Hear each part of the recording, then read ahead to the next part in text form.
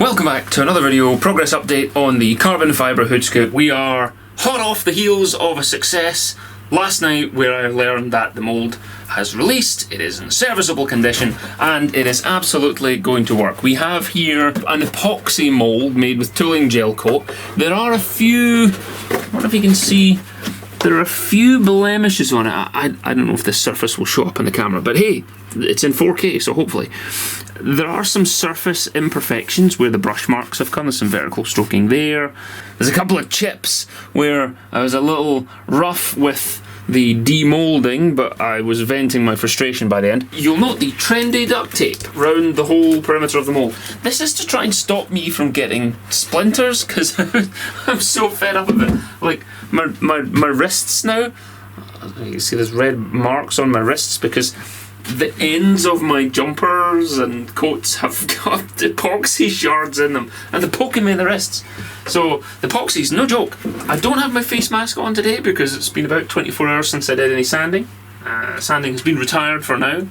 Also, my mask is actually in the house because I've been getting a rash on my neck where the straps go, and so I've had to take that off and soak it in soapy water and give it a proper wash.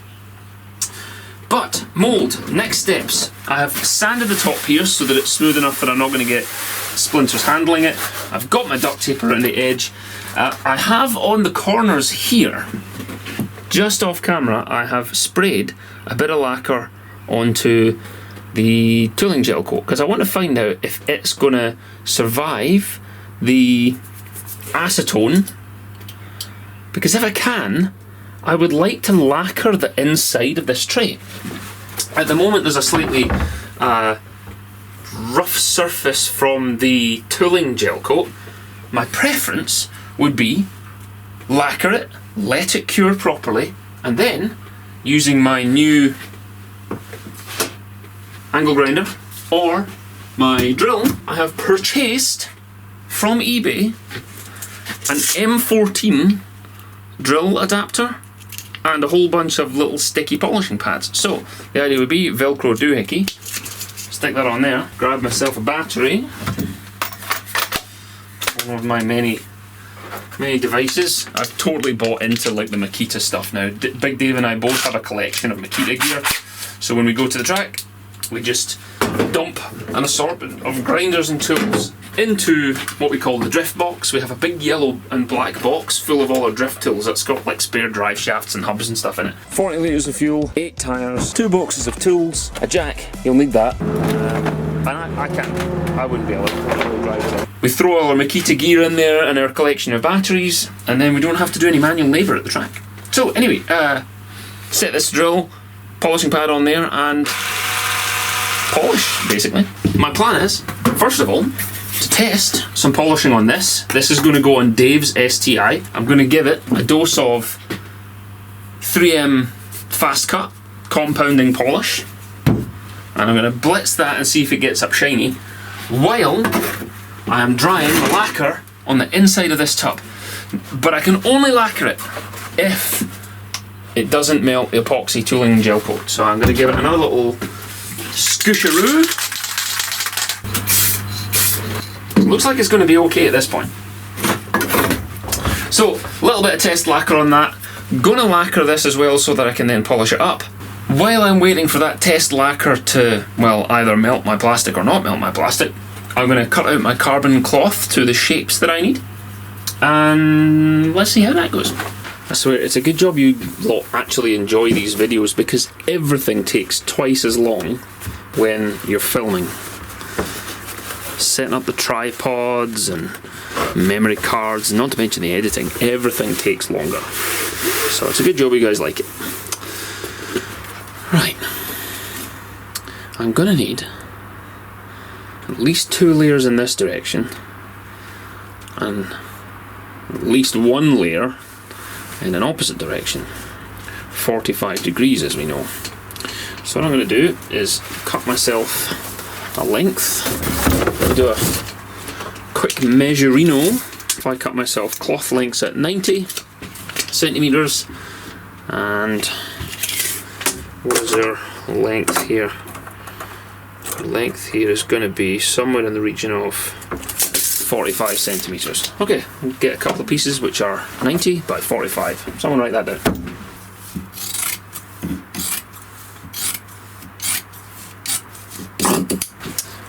A tip that we received in the comments, thanks everybody, is that we can mask the edges to stop them from fraying. That's probably a good idea in this case. So these parts are stitched because they're straight off the factory roll, so I don't need to do that.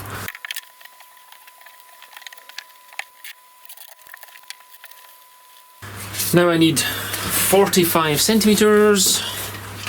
This is very pretty to look at, this stuff. Do you know what? That's a metre. I'm just going to cut it in half. I'll just have spare. Also means that I won't have this line of material on my part, because this thing has been folded so long that it now has a line down it. And that is because I ordered these materials 7 years ago.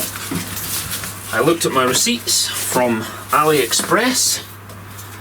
People say shipping from China is slow. Well, it doesn't matter if you're going to order it within 7 years before you actually need it. Here's another interesting thing. This is proper 3M masking tape. Now, I ordered this from eBay, but the box arrived from RS Components, and that means that someone is drop shipping. If you don't know what drop shipping is, that's where you place an order with one company and they just order it from another place where they know they can get it cheaper. They never hold the product in their inventory, they just, you know, act as a broker. Which means that this fella, well, it means that next time any of us need proper 3M masking tape, RS Components must be the cheapest place to get it, including shipping. That's a top tip you didn't need. Right, now we have 2 sheets of carbon cloth. This top one is in better nick than the one below it, so I'm gonna use this as my first layer of carbon cloth, and the other one, which is a bit more ripply, doesn't need to be visible. I'm gonna nip inside to the dining table, since my wife is upstairs right now, and I'm gonna cut out the diagonal shapes that I need, 90 by 45 centimetres. BRB. Now this is where we start to see the plan really come together, because we know from Mr. Sean Bean in the comments that we should use masking tape on our corners and that keeps it from fraying. Thank you. We know from John, our professional fiberglassing boat building consultant, that we need to lay this in at a 45-degree angle. We know from my complaining liver that I need to drink orange juice instead of alcohol, so that's good news.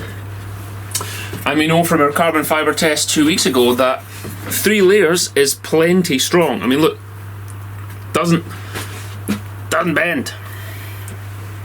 So I don't need to put 4 layers on. I can get away with 3 layers if there's a diagonal layer inside it. So 45 degrees and we are tip top. And we learned that if I want to stand a chance in hell of having this cure, I need to use fast hardener, not slow hardener. Oh, and we learned about drop shipping from the fella on eBay who sold me the cheap tape. Now this is going back inside because it's got wet lacquer on it and I need it to warm up. Soon after. And either way, it's currently 9 degrees in the shed, so I will be doing no resin this evening. I will wait until it's warmer. Let's see how these layers of carbon cloth look inside the mould. The top layer is going to be this one.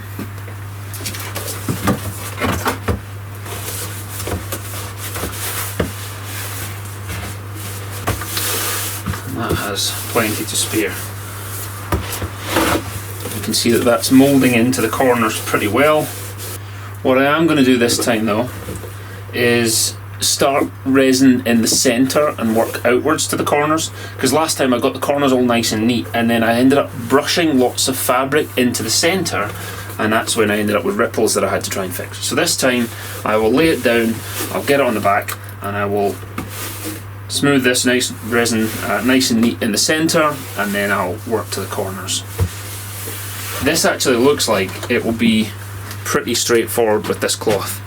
Man, carbon fibre is just, it's just very pretty, isn't it?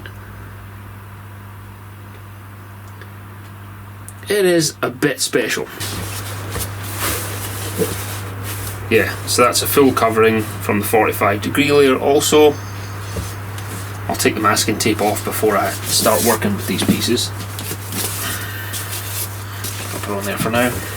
And again, you can see I've got this diagonal mark from where it was stored, and because it's on the 45-degree piece, I don't care. And then finally, third layer. And that's going to be pretty thick again.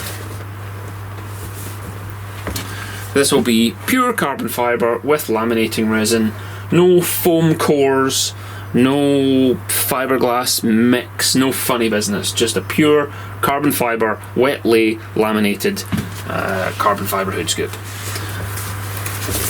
And then girls will like me. Fold it up, put that on the shelf. And then finally, I think we can call this a successful test. All the while I've been mucking around with this, the acetone clear coat has not damaged, which means I can spray paint the inside of that with the lacquer clear coat and I'll have an even nicer surface on the final carbon fibre product. This is all coming together. It's been a hell of a journey, but it's all coming together now. Thank you for all of your comments and your tips and your suggestions. Keep them coming, they've been very valuable. I feel like I've learned a lot on this project, and that's the point. Point one is I want to learn how to do the carbon fibre. Point two, this doesn't exist. A hood scoop this big doesn't exist, let alone one in carbon fibre. And it's handmade, so it's not perfectly symmetrical, but it's pretty damn close, and it's going to be a huge functional air scoop, and it's going to be very Subaru Impreza. And apart from all the chemical splinters and the rash behind my ears from the face mask and the smells, this has been a lot of fun, and it's been quite relaxing and a good distraction during the lockdown.